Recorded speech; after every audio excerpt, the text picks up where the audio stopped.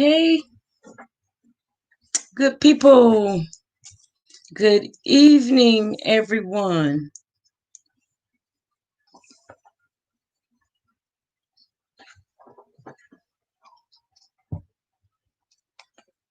All right, we're waiting on a couple people to come on in and we're going to get started.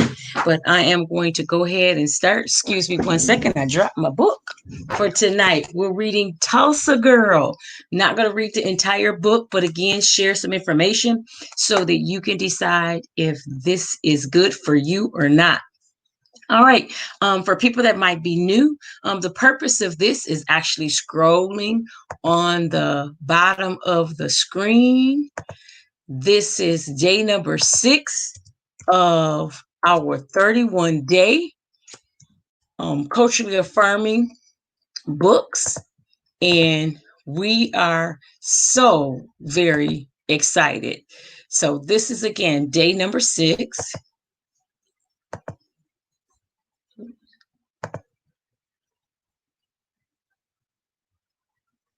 This is day number 6 of our 31-day culturally affirming books. Tonight we're going to read Tulsa Girl.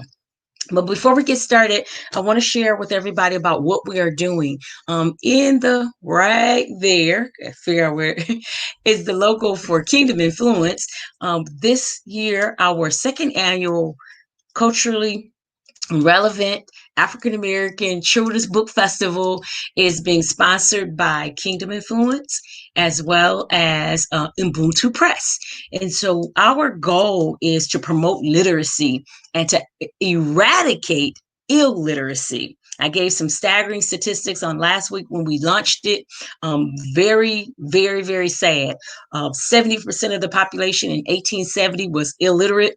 And then when we come down to 1915, we're still struggling with illiteracy rates. And so we want to stop that. I'm going to talk to you in facts tonight.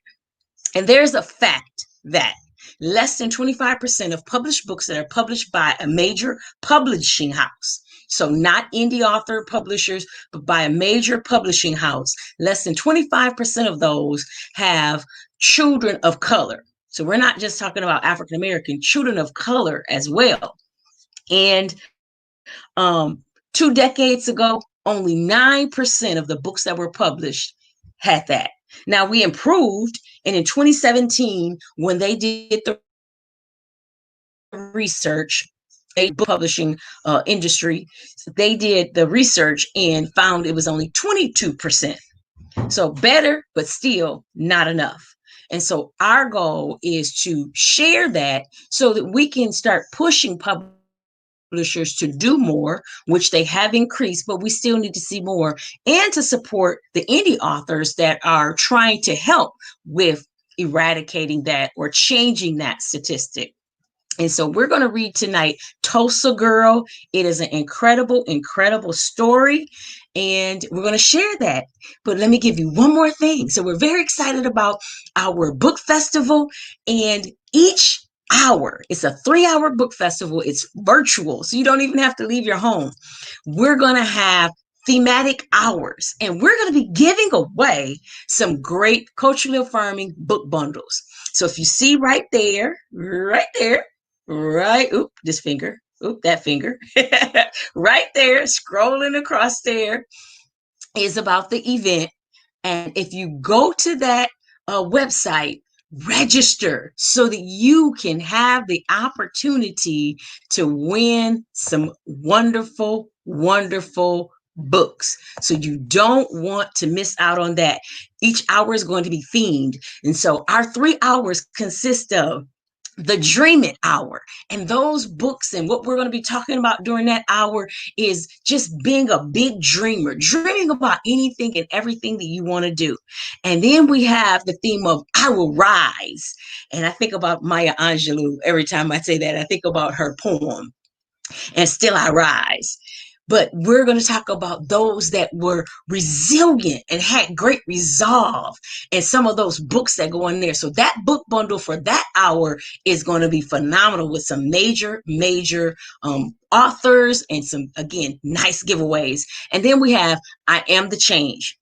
I Am the Change is going to talk about change agents and those books that highlight change agents. And tomorrow we're going to read one of those books. And one of those books is, well, I'll let that be a secret for you. I want you to come back and kind of check in. But we have a book about a major change agent. And then tonight we're going to read Tulsa Girl. So let me tell you a little bit about Tulsa Girl first. So Tulsa Girl was written by Shameen Williams, and she was in the U.S. Coastal Guard. But what happened was she had the opportunity to do an account of one of the last living survivors of the Tulsa Massacre. So if you don't know what the Tulsa Massacre is, then you need to go and do some research after you get off of here. But in Tulsa, Oklahoma, we know, and next year they're doing a memorial of the 100-year next year, and the entire city was burned down. The Black community, just because of hatred and just because of evil intent. Many people lost their lives, businesses were destroyed. It was horrific. And so she had an opportunity to get some true accounts from Dr. Olivia Hooker. And this is the story that came from out of it. So again, if you don't know about that, please go and check that out. So Tulsa Girl.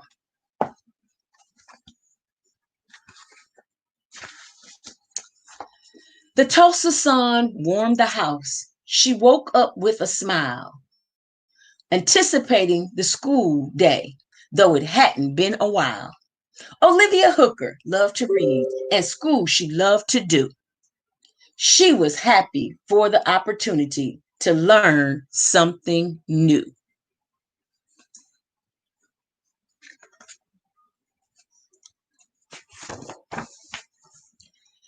For not so long ago, in the same land of the free, Black boys and girls in America weren't allowed to read.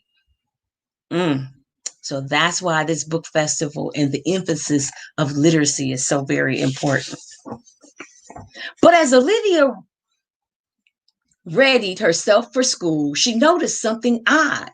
While the sun was shining brightly, roof sounds made her prod. Mama, why is it hailing when the sun is stretched so wide? Her mother turned to face Olivia and quickly pulled her aside.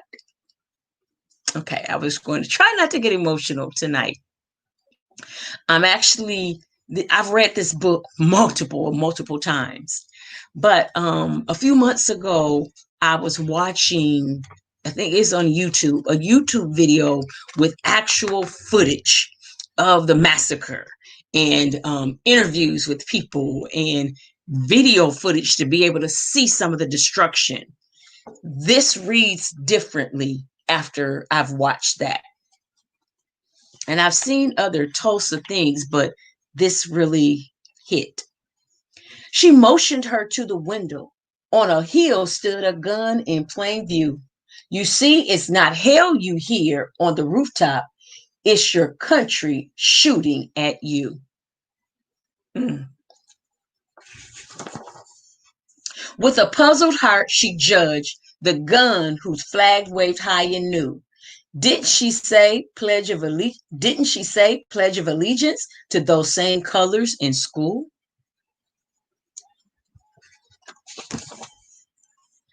Then at once the door swung open. There stood the first of many, men with guns and angry faces, come to Ted, Daddy, and Sammy.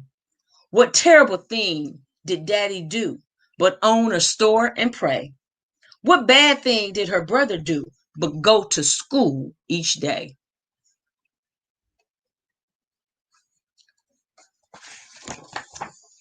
By then she hid beneath the table and watched the angry men.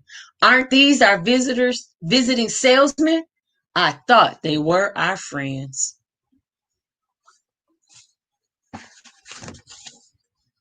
But today they weren't so friendly, and what they did wasn't right.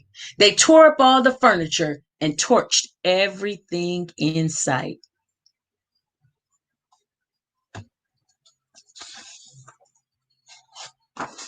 But amidst the frightful scene, her mom was quick to fend.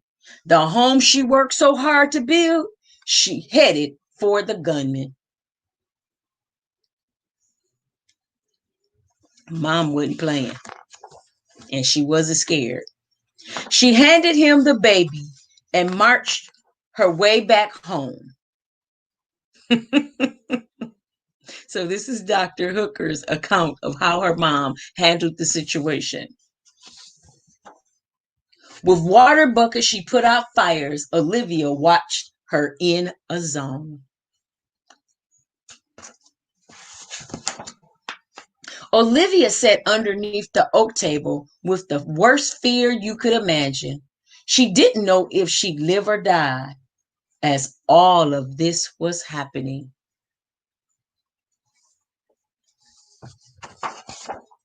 Though the fires went out and the family rejoined, sunset yet beamed so bright.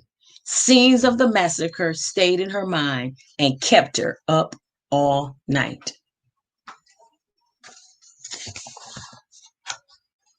One day, the family moved to Kansas to have a brand new start.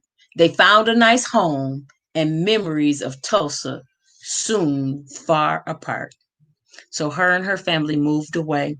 And that's not the end of the story. It continues to go on, and it talks about she was afraid to go to school because she was traumatized. And so we know that, as one of our things that we keep saying on here is Black books matter, and they do. Black history matters. It's very, very important.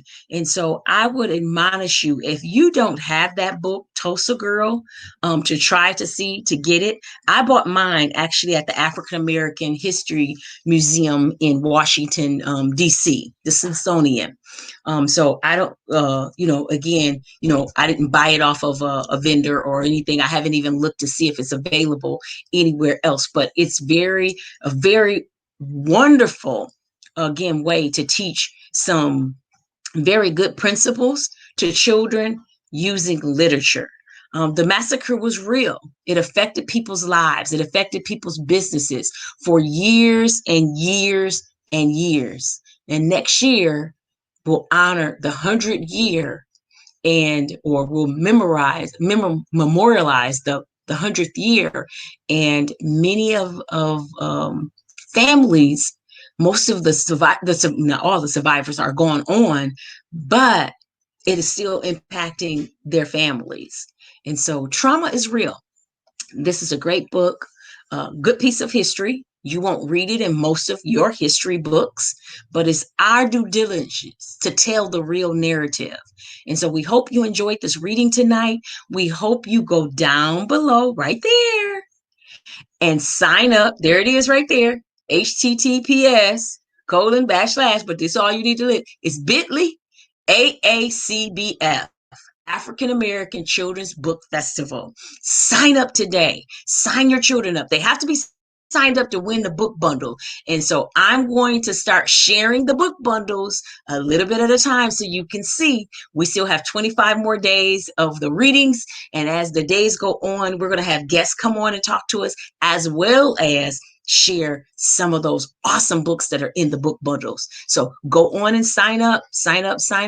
Thank you so much for your time. Again, I won't be with you every day long, just reading excerpts and again, getting you to see some great history.